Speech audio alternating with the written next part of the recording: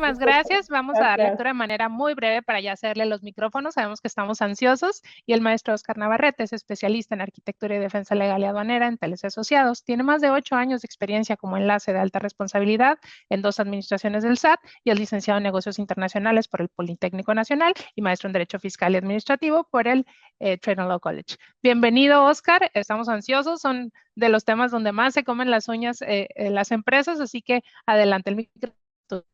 Hola, buenos días. Perfecto, pues, nada, les agradezco por la invitación y claro que sí, denme solo un minuto para compartir la presentación y comenzamos. Permítanme. Ok. Ustedes me dicen si ya la pueden ver.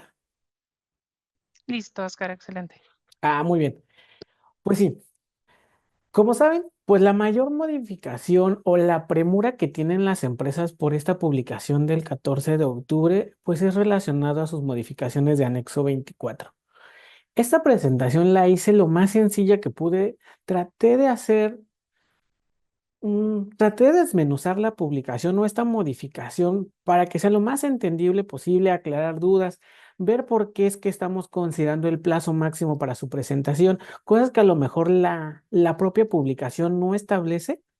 ¿Por qué? Porque dice que es un mes calendario. Entonces, ¿cómo lo vamos a interpretar? ¿Por qué tenemos que interpretarlo de esa manera? Como comentó también la maestra Daniela, realmente vamos a compartirles la postura que vemos en otro tipo de actos con la autoridad, cómo es que lo vemos reflejado y qué es lo que tenemos que atender de manera concisa para esta modificación.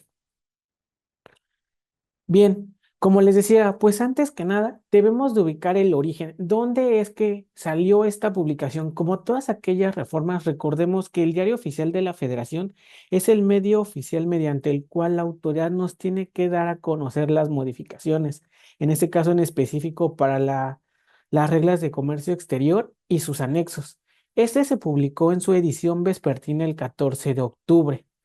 Aquí, como vemos, es modificación a las reglas que ya el doctor Ricardo, perdonen, les dio un pequeño adelanto, una primera parte, por así decirlo, y de manera adicional la modificación al anexo 1, 2, 5, y la que nos va a interesar, nos vamos a centrar, va a ser el anexo 24.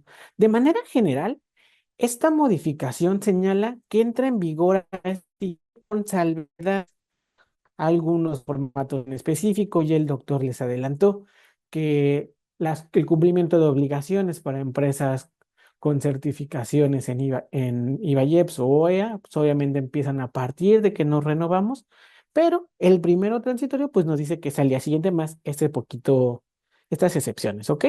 Entonces, primero, nosotros entramos en este supuesto de al día siguiente, no, ya se los fueron adelantando, pero quiero que lo veamos poco a poco. Entonces, el transitorio nos dice primeramente que sí, pero tenemos que irlo leyendo hacia abajo, ¿no? ¿Qué es lo que va a seguir? Muy bien. Denme un segundo porque moví la pestañita. Aquí está. Ok, ¿qué es lo que cambió para el anexo? Nosotros, si vemos la publicación original, no hay ningún cambio en el apartado A ni en el apartado B. ¿Qué quiere decir? Únicamente agregó el apartado C. El nombre tal cual es información mínima que deberá contener el sistema automatizado de control de inventarios para empresas que cuenten con el registro en el esquema de certificación de empresas. ¿Qué quiere decir? Ya desde aquí nos está dando una limitante de quiénes sí y quiénes no deben de cumplir con este apartado C.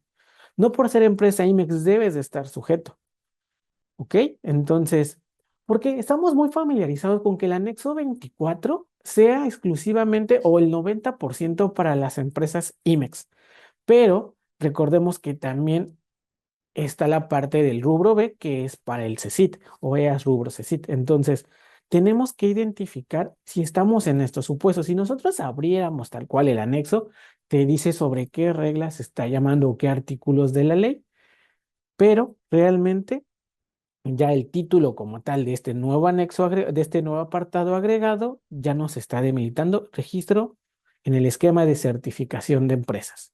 Entonces, primero ustedes se tienen que preguntar, ¿están o no dentro de este criterio? ¿Cómo lo vamos a determinar? Tenemos que entender, antes de saber si estamos o no sujetos, ¿a qué se refiere el apartado C?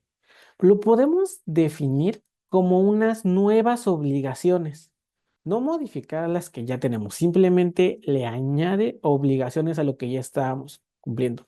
Yo lo puedo resumir realmente en 4 puntos. El primero sería, el anexo 24 reciba de manera electrónica la información que se indica en el apartado A del anexo 24 en un plazo que no exceda las 48 horas. Aquí empiezan las dudas, porque 48 horas es muy poco tiempo, yo no lo hago de esa manera.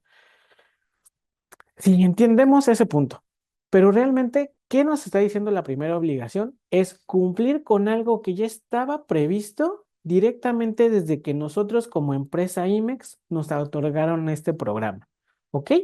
O sea, no estamos diciendo que ya sea al momento de tu certificación y oye, pues no, o sea, ok, Secretaría de Economía te autoriza el programa y tú estás sujeto al cumplimiento del anexo 24 conforme a los campos mínimos que el propio anexo establece, ¿ok? Entonces, solamente le agregó este plazo o este tiempo en que nosotros debemos ir alimentando la plataforma, nuestro control de inventarios, ¿ok? La segunda obligación, bueno, o como yo los estoy considerando, sería, dicha información debe obtenerse electrónicamente del sistema corporativo. Entra la segunda duda de las empresas. Oye, entonces, si yo le doy el acceso al anexo 24, ¿va a poder comunicarse el SAT o ver a través de mi MRP? La respuesta es no. Únicamente nos vamos a fijar en el anexo 24 y este dice que tu MRP o tu sistema corporativo tenga comunicación y se alimente de manera electrónica el anexo 24. Lo que está buscando la autoridad es de que no haya tanta manipulación de información. Si una vez se llenó en el MRP, este se pueda migrar los campos que sean necesarios o que tu sistema tenga, porque obviamente el MRP tiene más información. Entonces, lo único que nos sirva para el anexo 24 se migre en este plazo de 48 horas, máximo 48 horas, ¿ok? Ahora, hay mucha información o datos que nosotros no vamos a poder tener hasta que se realice el pago del pedimento, es decir, que ya nuestro agente nos diga que ya uno hizo la prevalidación de la operación, nosotros lo revisamos, vimos que cumple con todo, se autoriza tú como empresa el pago al agente aduanal, él lo realiza y te dice, ok, ya se realizó, lo voy a someter al despacho, ¿ok? Entonces, hasta ese momento lo prevé la autoridad de que, ok, la información que a lo mejor el número del pedimento o cuestiones ya meramente de la operación tú puedas conocer, lo agregues a tu anexo. ¿Por qué la autoridad nos señala 48 horas, no 24, no 72? Aquí nosotros debemos de tener en cuenta los tiempos de respuesta o de comunicación que tiene el propio SAT con sus sistemas. Para así decir, como lo comentó el doctor Ricardo, son 24 horas porque es muy ágil. Y es un tipo de empresas muy, muy específicas. Lo que quiere hacer la autoridad para esta modificación es tener un pequeño control para todas las empresas al saber qué está pasando. Que no dejemos nuestro anexo 24 para el fin de mes o para dentro de cada 6 meses voy a correr descargas. Porque las obligaciones, hasta antes de esto, solo decía tener actualizado tu sistema de anexo 24. Pero ¿qué es actualizado? Lo que les decía, te da una temporalidad, te dice cada mes, cada 2 meses, cada 15 días, cada 3 días, va a depender. Esta modificación o este apartado a eso refiere a cerrar ese hueco y establecer las 48 horas como máximo, primera información, y lo faltante al momento de pagarse.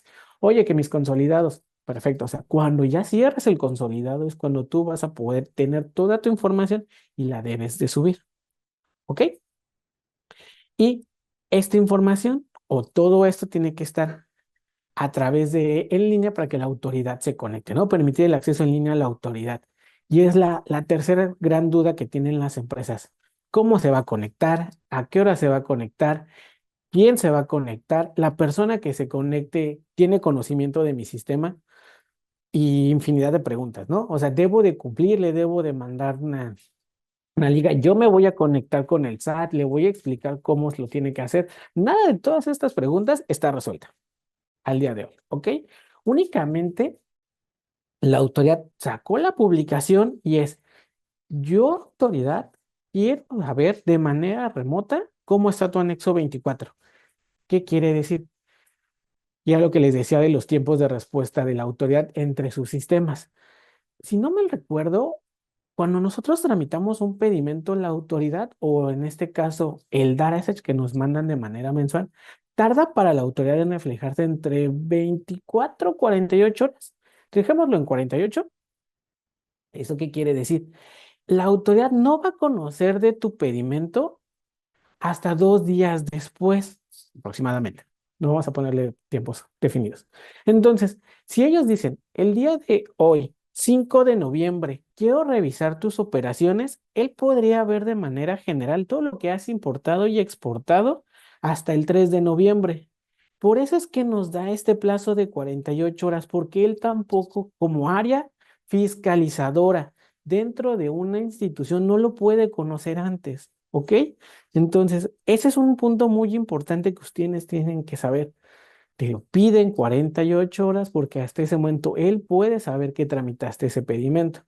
Entonces, si englobamos qué es el apartado C, es que el SAT cuando él quiera, comillas, pueda entrar a tu sistema y ver que las operaciones que él tiene en la glosa y en el DataStage son las mismas que tú tienes reflejadas en tu anexo 24. Eso es lo primero. Es decir, puede confirmar entradas, puede confirmar salidas. ¿Ok? La parte de los catálogos de materiales y activo fijo, el activo fijo va a funcionar muy similar a lo que platicamos, porque obviamente depende de tu importación, salida y esa parte. Y a lo mejor algo que no está previsto, pero que nosotros debemos de entender, es el propio apartado A establece la manera o que el sistema debe de generar ciertos reportes. Estos reportes son lo que el SAT quiere determinar y quiere confirmar que realmente se generen de su sistema de anexo 24. ¿Qué está pasando actualmente? La autoridad ya no es suficiente en facultades de comprobación que tú le entregues un archivo Excel. La fiscalización ha ido avanzando a lo largo de los años. Antes, vamos a dejarle una manera. ¿Cómo vamos a comprobar el retorno? Presentábamos nuestro anexo 24 o en muchas ocasiones hasta solamente los pedimentos si tenemos pocas operaciones. Se podían machar muy sencillo. Presentamos un anexo 24. Después la autoridad se dio cuenta que necesitaba para confirmar el retorno del bill de materiales.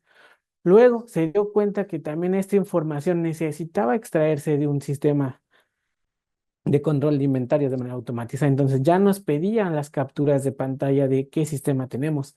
Ah, no fue suficiente. Fue migrando a decirnos, ahora muéstrame de manera adicional si el sistema está a tu nombre, que la base de datos corresponde a la empresa. A lo mejor cosas muy obvias, pero que necesitábamos confirmar. Las empresas que han tenido visitas de supervisión de SIVA no me van a dejar mentir que eso es lo que sucede. Te piden que abras el programa, que se vea el nombre de la empresa, domicilio, qué certificaciones tienes, que vayas paso a paso y le muestres los módulos que nos señala el propio anexo 24 y generes reportes en tiempo real mismos que le vas a entregar al auditor. Entonces, viendo estos escenarios es que el SAT determinó de, oye, necesito mejorar mi fiscalización, ¿cómo lo puedo hacer? No me refiero en este momento a que esto es lo que va a pasar. Les estoy diciendo el escenario de cómo ha ido evolucionando y cómo podemos ver la relación de estos cambios, ¿ok? Entonces, si dice el SAT, ok, si ya tengo acceso o puedo tener acceso a ver tu base de datos, yo puedo, SAT, generar tu reporte de descargas. Entonces, dentro de estos criterios y esta obligación, el propio apartado, les digo, es que tenga o que tu sistema genere estos tipos de reportes. Entonces, si él genera el reporte de descargas o el reporte de saldos, él va a obtener con fecha de consulta nuevamente al día de hoy, 5 de noviembre, que tú tienes un saldo de tantos pedimentos de tal secuencia con, no sé, 20 piezas, 500 piezas, valor de unos 2.500.000 pesos, dependiendo de cada uno de ustedes, ¿no? Vamos a dejarlo en ese tema. Pero él va a identificar, ok, entonces, si yo lo cotejo con entradas y veo que me falta un pedimento y el pedimento a lo mejor es vamos a ponerle, de enero de 2023, que todavía es un IN y está en plazo de retornarse. Entonces, ¿por qué no está? Luego, voy a los saldos y en los saldos sí me aparece descargado. Entonces, no hay una conexión entre las alimentaciones de los módulos en sus catálogos. Ya es un riesgo para ellos. O vamos a ponerlo un poquito más. Ok, vi vio una operación del 2020. Al día de hoy, ya obviamente ni aún teniendo los plazos con OEA, actualmente que son de 36 meses, llegamos a decir que la mercancía está en plazo. Entonces, ok, está en el reporte de entradas, pero corre saldos y casualmente esa operación refleja un saldo de 500 piezas. Ya el SAT desde ahí ya puede ver que tienes o eres factible a una revisión por un saldo vencido. ¿Ok? ¿Y qué pudo haber pasado? Que a lo mejor tú no eres de las personas que genera saldos de manera continua. Entonces, ¿lo hizo el SAT por ti? Aquí van a haber más dudas. ¿Por qué él podría generar saldos? Porque él necesita generar ese reporte. Para eso es este apartado C, que él pueda obtener esta información. Entonces, si no los generas y los generó el SAT o solamente es una copia de lo que se había hecho hace 3 meses de tus reportes, supongamos que lleva mucho tiempo la empresa, y ese saldo se descargó la semana pasada, el SAT ya tiene una presunción. No es como tal un acto de fiscalización, porque será otra duda. Necesitarían modificar lo que se establece el código como un acto de fiscalización y establecer ciertos puntos, pero realmente esto es una parte de la programación de visitas de gabinetes. Entonces, es una herramienta más para ellos para saber quién es factible a que les vayan a iniciar un acto. ¿De acuerdo? Por eso es que les digo. Solo te dice el apartado A, y el apartado A, de manera general, podemos ver que son catálogos, módulos, y no nos están pidiendo nada extra. Nuevamente, es la manera o el plazo en que nosotros, empresa, debemos de darle el seguimiento, la, pues, la alimentación. Ya lo mencioné un poquito. ¿Qué cambió en el anexo 24? La publicación no cambió nada de la información mínima que debe de contener nuestro anexo tanto en campos, catálogos y módulos.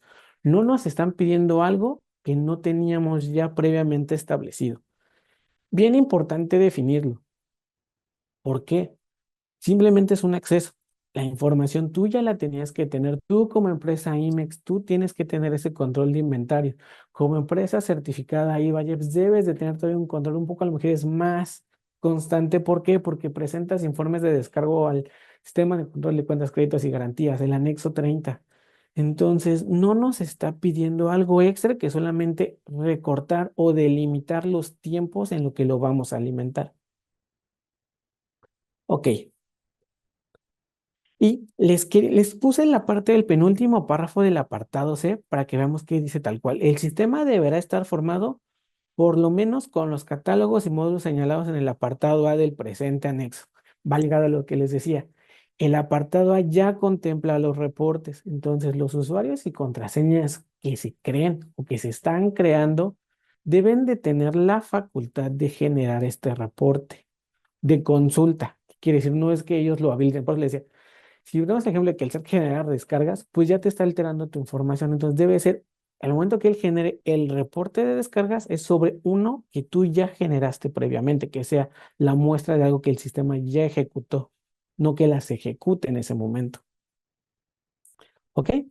Y pues como les decía, establecen los plazos en los cuales se tiene que tener actualizado. Esto es realmente el apartado C, plazos. No tenemos algo adicional hasta este punto. ¿Ok? Yo sé que debe haber muchas preguntas, así que ahí nos esperamos al final y las retomamos todas porque a lo mejor a lo largo de la presentación se las pude resolver y si no, los volvemos a comentar. No hay ningún inconveniente. ¿Cómo doy cumplimiento a esta nueva obligación? La propia publicación en el DOF nos señala que es mediante un escrito libre que contenga el usuario y contraseña para que la autoridad tenga acceso al sistema. ¿Por qué señalo o está en negritas escrito libre?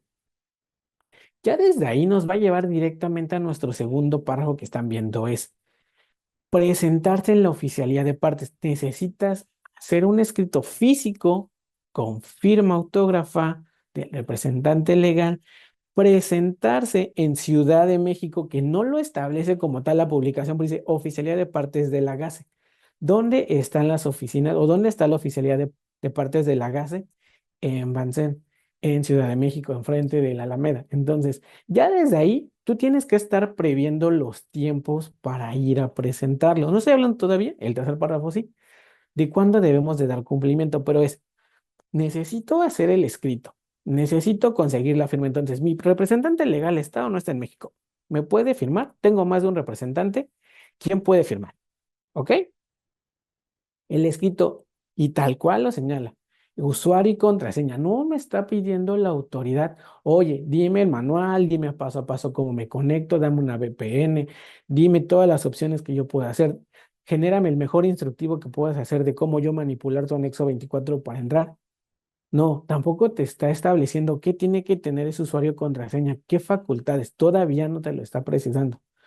Si nosotros nos vamos a la legalidad de la publicación es escrito libre, usuario y contraseña. Esa es tu obligación, que vas a complementar con el mantenimiento de tu anexo 24 de tu actualización en un plazo máximo de 48 horas. Entonces, tienen que saber que si ustedes cumplen con la presentación del escrito, cuando la autoridad se quiera acercar o quiera conectarse de manera remota, sí, puede ser que se los requiera, que les mande un oficio.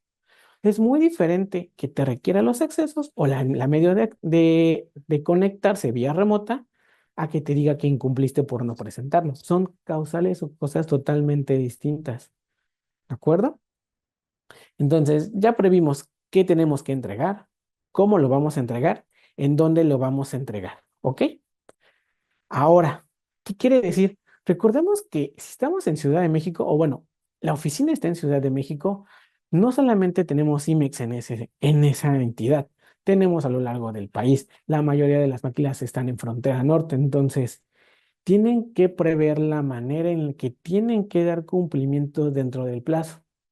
Recordemos que la autoridad también establece que para ciertos trámites, ciertas cuestiones, puedes ocupar el correo certificado. Y aquí viene la primera pregunta hacia ustedes.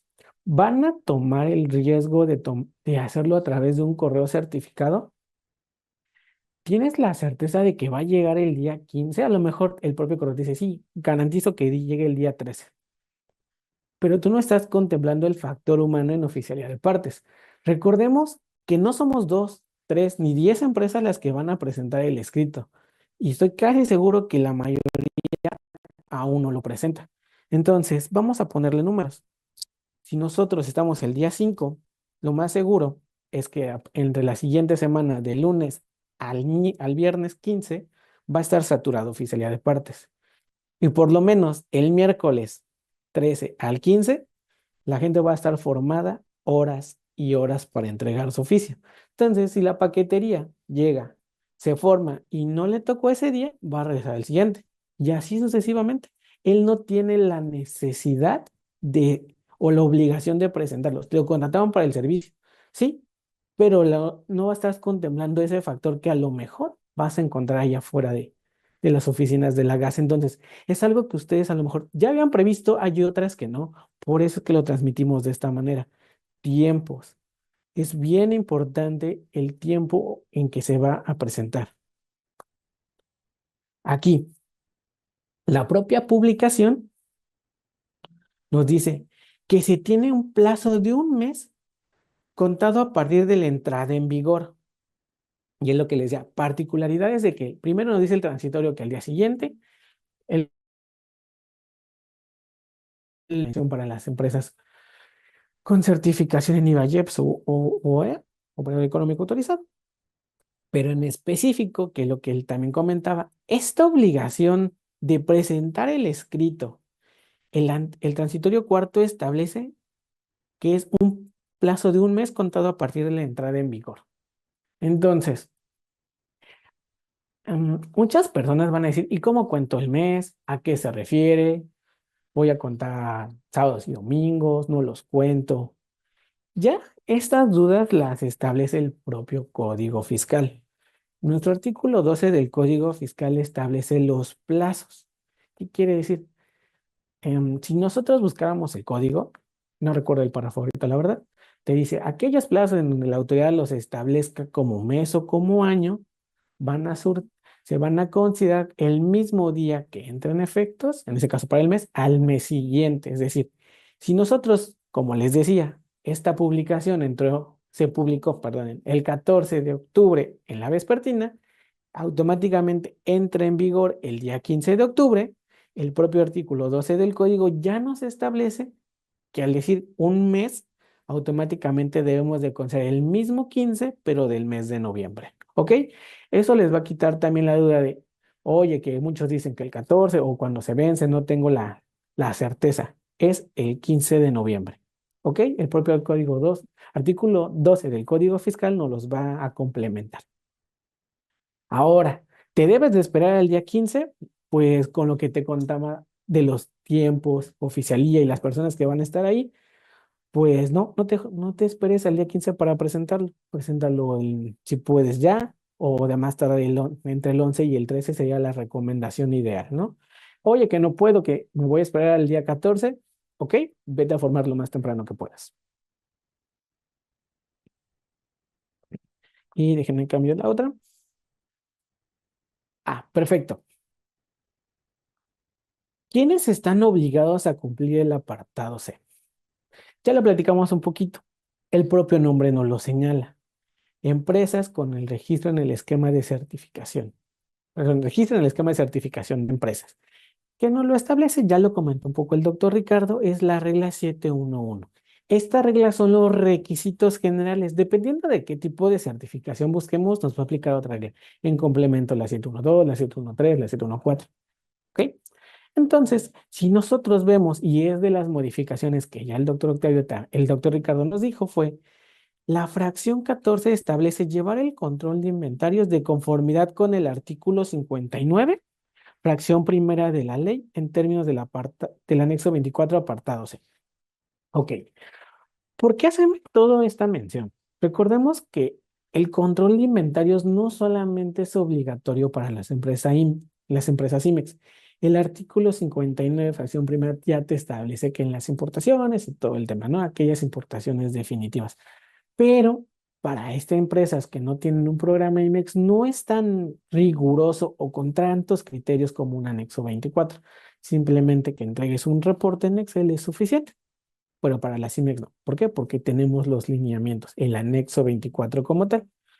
Entonces le están agregando el apartado C, que es cumple con todo lo que ya tenías como IMEX, pero en 48 horas y lo que no puedas hasta que pagas el pedimento. A eso se refiere.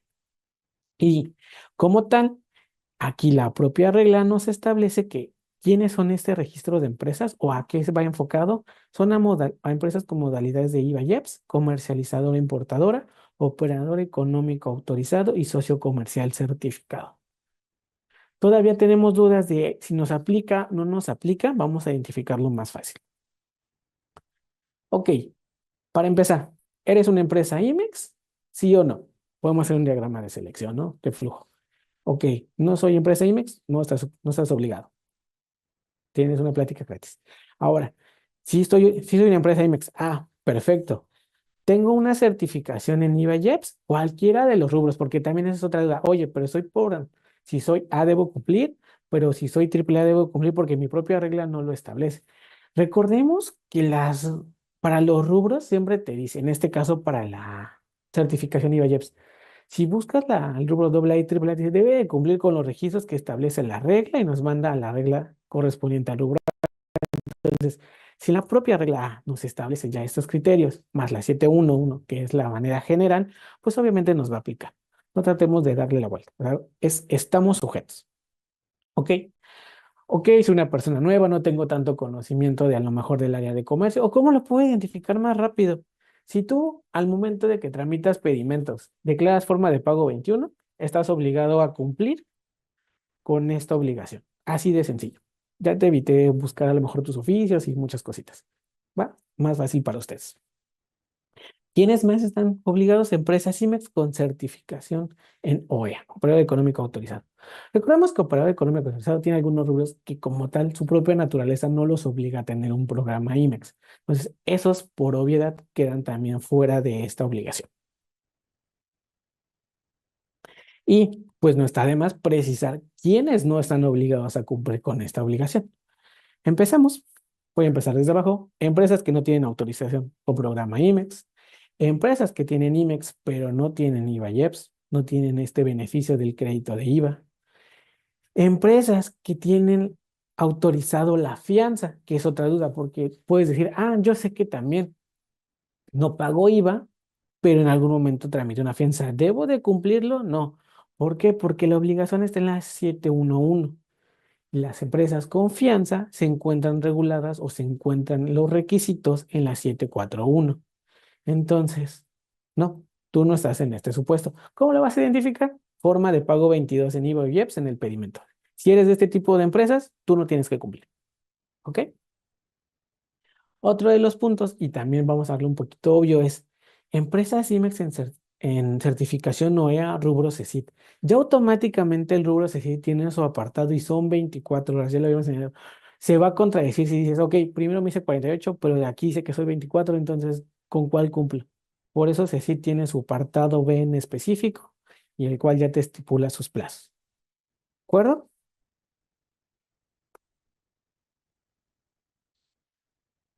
Ok. Otra de las modificaciones que a lo mejor no van tan ligadas con lo que es esta modificación de anexo 24, pero sé que a muchas empresas les da incertidumbre, tienen dudas, y el doctor Ricardo lo va a comentar, es el porcentaje de retorno en las sensibles. Aquí, ¿cómo vamos a identificar que tenemos importaciones de sensibles al amparo de nuestro programa IMEX y que también tienen un beneficio de crédito de IVA? Pues son aquellas que van a estar listados ya sea en el anexo 2 del propio decreto, del decreto IMEX, o bien del anexo 28 de las reglas generales de comercio exterior. Si tus mercancías, te dice la general, la fracción que le corresponde es, acuérdense, y esta se va a encontrar en alguno de estos dos listados, automáticamente tú vas a entrar en el porcentaje del 80. Que ahí viene la duda respecto a los porcentajes. Toda mi mercancía debe de cumplir con el 80%. No hay un pronunciamiento, pero la lógica nos establece que no, solo las sensibles. Entonces, y aquí van a empezar otra división de empresas, aquellas que como tal, su propio proceso productivo genera o, o elaboran un producto totalmente distinto con los insumos que fueron importados, son una empresa de transformación, es muy complicado determinar qué producto va aquí. Em, Difícil de determinar, me refiero por parte de la autoridad. Recordemos que nosotros empresas sí sabemos los porcentajes y todo ese punto. No, quiero que lo vean del lado de la autoridad. ¿Tú como empresa sabes cuánta tela se ocupó para un pantalón? No. O a lo mejor rollos, ¿no? El cortado, el coser, toda esa parte hay desperdicios, hay ciertas cosas. Las empresas tienen controlado esa parte. Entonces, por ejemplo, las telas, producción de sudaderas, playeras, pantalones, lo que ustedes quieran. Eso sí va a tener que cumplir con el 80, ¿ok? Pero va a haber mercancías que a lo mejor de ese proceso no.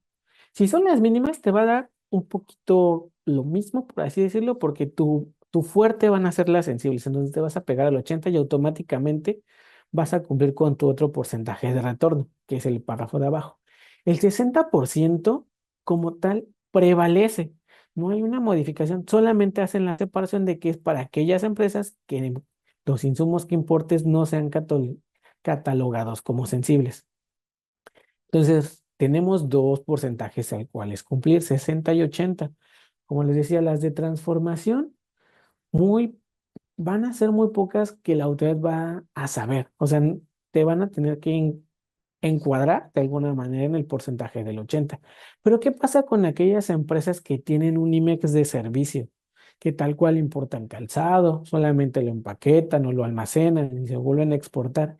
Estas empresas sí es muy factible hacer la separación. Entonces, si tú eres de servicios, ya tienen que estar previendo, uno, qué mercancías están catalogadas como sensibles, ya las conocen, no se preocupen, y cuáles no.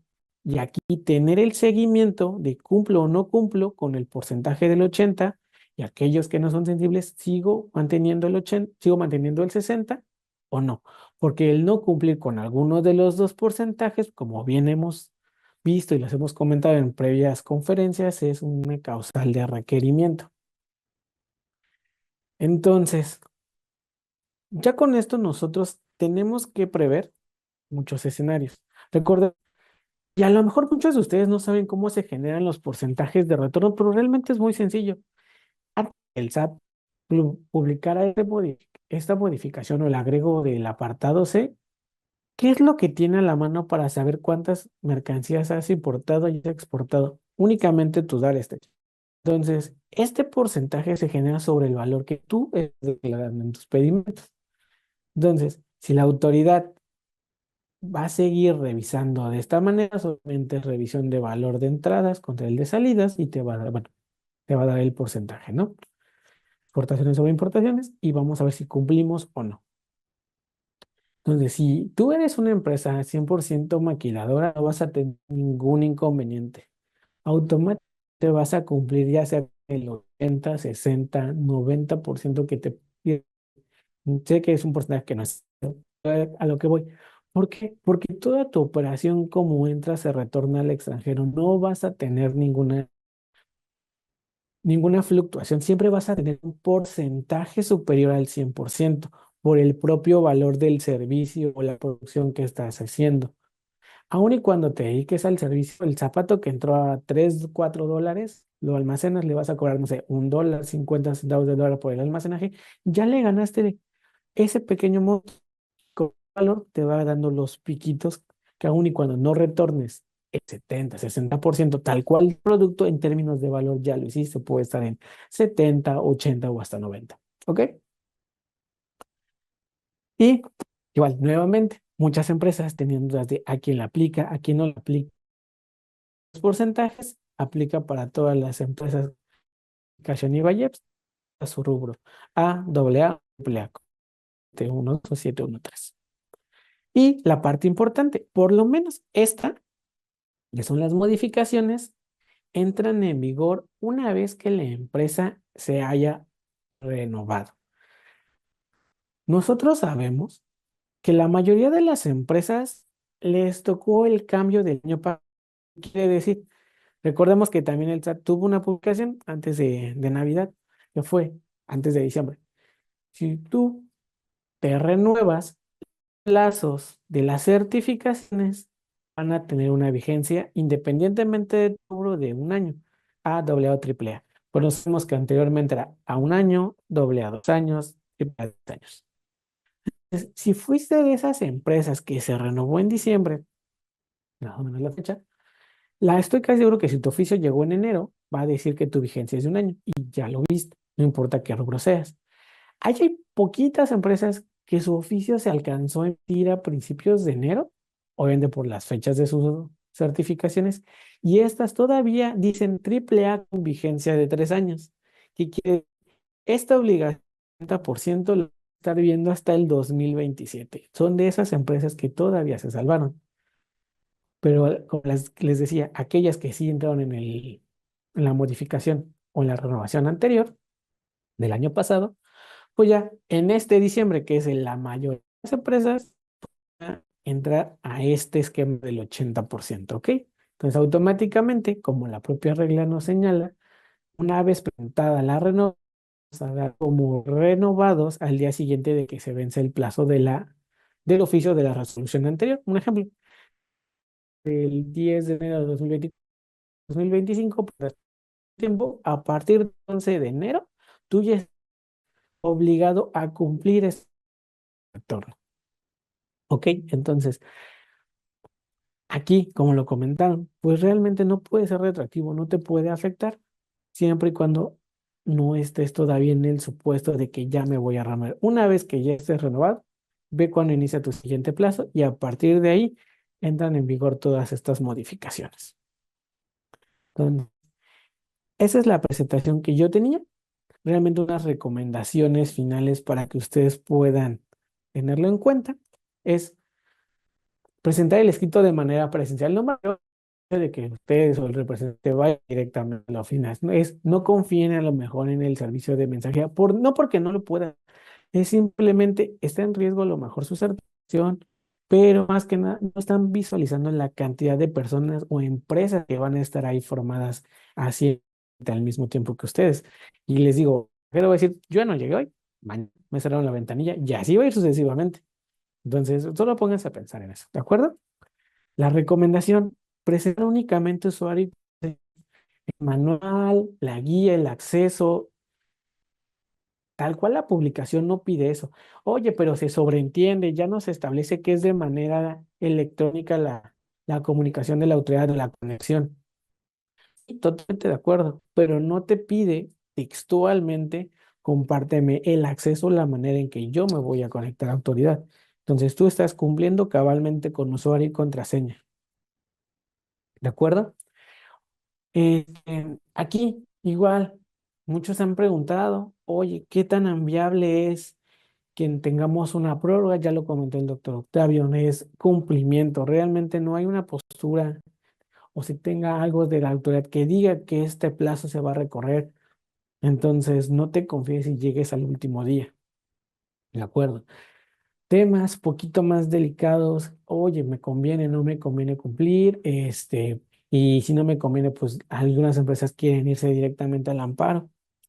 Son situaciones que se tienen que evaluar dependiendo de qué tipo de empresa seas. No estoy diciendo que esté bien presentarlo, que no esté bien presentarlo. Es una decisión corporativa, quiero que la entiendas. Pero supongamos, decides irte al amparo.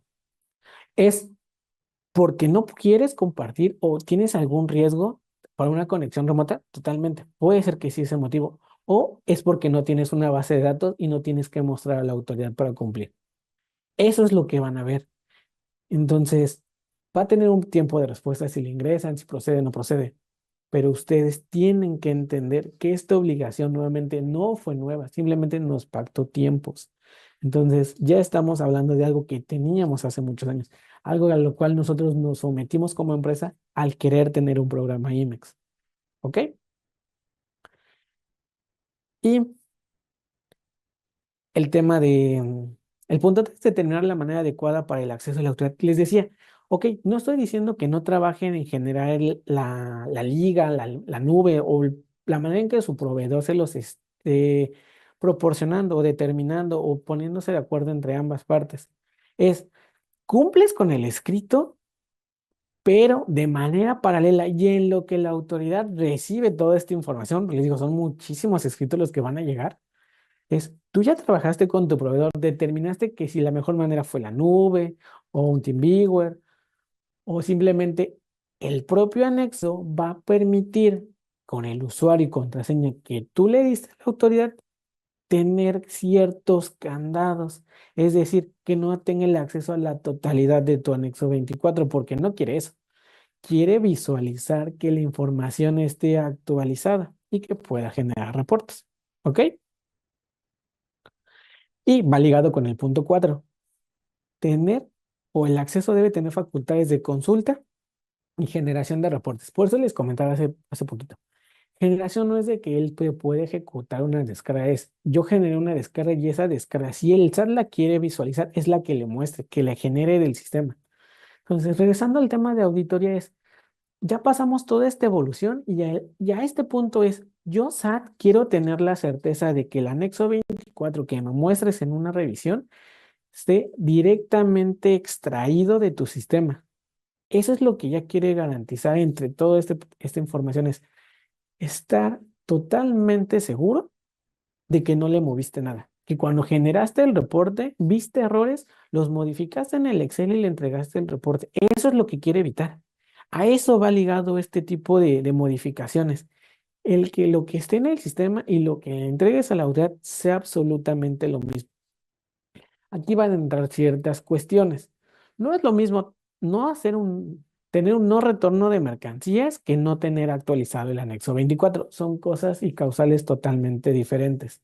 El impacto es grandísimo. Las empresas que los ha tocado, lamentablemente algún proceso de fiscalización, pero que los hemos acompañado han visto esta evolución.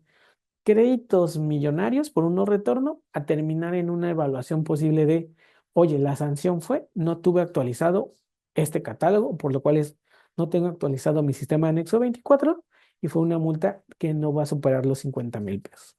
Entonces, les digo, son muchas vertientes que tiene que tomar, pero la obligación nuevamente es que nosotros sí subamos la información y generemos las descargas pues lo más continuo posible, ¿no? Realmente no les puedo decir que las hagan al día, cada 2 días. El criterio va a quedar de ustedes. Y es la parte que viene en el punto 5: ejecutar descargas de anexo 24 de manera continua y se liga con cuidar saldos vencidos. No está mal que a lo mejor tengas más que tu anexo 24 o el reporte que genere la autoridad o que se genere derivada de estas consultas, no muestre el saldo real. Ok, no lo actualizaste, es lo que te comentaba. Pero no es lo mismo que no esté actualizado y que dentro de esa actualización te muestre mercancías vencidas, porque ese es el detonante o uno de los factores que está buscando la autoridad. Uno, que no estén las operaciones, y dos, cómo es que están tus saldos al día de que ellos ejecuten esa consulta. Y eso sería toda la presentación. No sé si, imagino que hay muchas dudas porque vi que prendía la barrita cada rato, pero los escucho. Oscar, muchísimas gracias. También esta diapositiva que vamos al final de recomendaciones, sin duda va a ser de mucho apoyo para las empresas. Son puntos que definitivamente debemos de considerar y nos dio muchísima claridad el haberte escuchado. Muchísimas gracias por el tiempo y como estamos ahorita un poquito cortos de tiempo, te pedimos tu apoyo a lo mejor para contestar algunas de las Ah, claro, dudas, como bien comentó el doctor Ricardo, también por medio del chat o del apartado de preguntas y respuestas de este mismo Zoom, para que todos los demás también puedan visualizarlas. Y no sé claro si que sí, no se tengamos preocupe. un reconocimiento, un agradecimiento por la participación del maestro Oscar Navarrete que se pueda proyectar. Y pues TLC Asociados, Trade and Law College y TLC Magazine te otorgan el presente reconocimiento al maestro Oscar Navarrete por su participación como ponente con el tema Modificaciones al Anexo 24 el día de hoy, 5 de noviembre, en este Congreso Virtual de Comercio Exterior para 2025, Retos y Oportunidades en temas laboral, fiscal y aduanas, firmado por el presidente corporativo, el doctor Octavio de la Torre, y por la maestra Daniela Martínez, CEO de TLC Asociados. Muchísimas gracias, Oscar.